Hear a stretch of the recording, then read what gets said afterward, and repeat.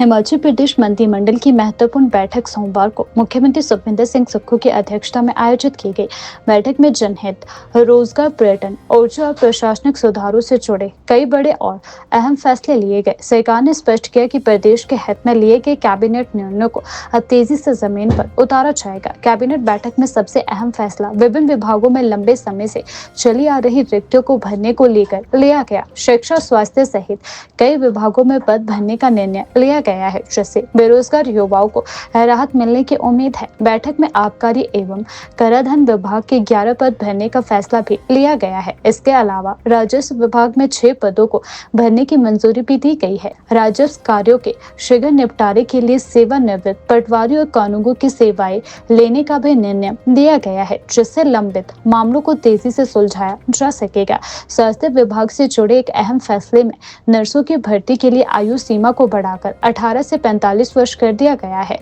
इसके साथ ही आरक्षित वर्गों को आयु सीमा में 5 वर्ष की अतिरिक्त छूट देने का भी निर्णय लिया गया है। सरकार के इस फैसले से बड़ी संख्या में युवाओं को भर्ती प्रक्रिया में शामिल होने का अवसर मिलेगा। औद्योगिक नीति के तहत श्रमिकों से जुड़े 150 पदों को भरने का निर्णय भी कैबिनेट में लिया गया है, जिससे उद्योग क्षेत्र को मजबूती मिलने की उम्मीद भी जताई जा रही है।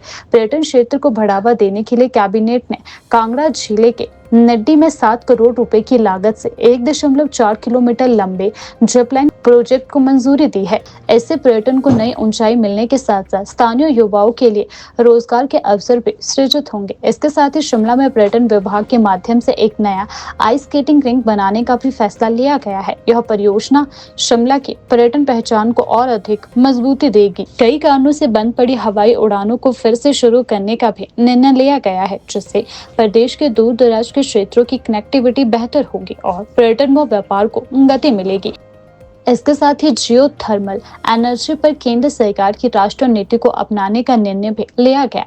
इससे हिमाचल प्रदेश में वैकल्पिक ऊर्जा स्रोतों के विकास को बढ़ावा मिलेगा। हाईकोर्ट के आदेशानुसार पंचायत चुनाव की तैयारी शुरू करने का भी फैसला लिया गया है। इसके साथ ही कैबिनेट ने अब तक लिए गए फैसलों की समीक्षा करने का निर्णय लिया है। राजस्व मंत्री जगत सिंह नेगी की अध्यक्षता में मंगलवार को कैबिनेट सब कमेटी की बैठक होगी। इस सब कमेटी का उद्देश्य उन कैबिनेट फैसलों की समीक्षा करना है जिन्हें अभी तक लागू नहीं किया जा सका। कमेटी यह भी निगरानी करेगी कि किन योजनाओं को मंजूरी मिलने के बावजूद जमीन पर नहीं उतारा गया है। मुख्यमंत्री सुखविंदर सिंह सुक्खू ने अधिकारियों को सख्त निर्देश दिए हैं कि कैबिनेट के फैसलों को अब केवल फाइलों तक सीमित न रखा जाए, बल्कि उन्हें समयबद्ध तरीके से लागू किया जाए। इसके बाद सब कमेटी अपनी रिपोर्ट मुख्यमंत्री को सौंपेगी। मेडिकल कॉलेज हमारा जो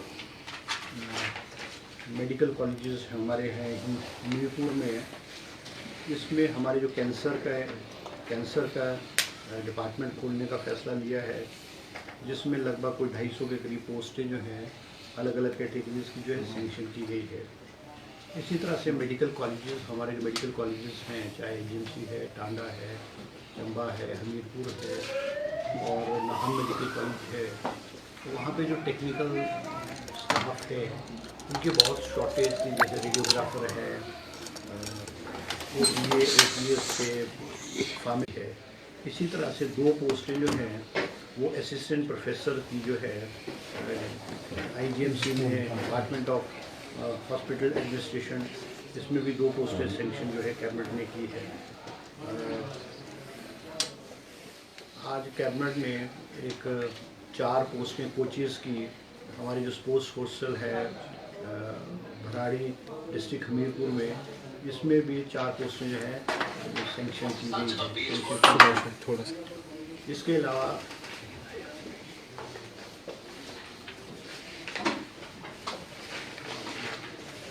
इसके अलावा हमारी जो है सोशल सिक्योरिटी पेंशन है, उसमें भी अमेंडमेंट किए गए हैं।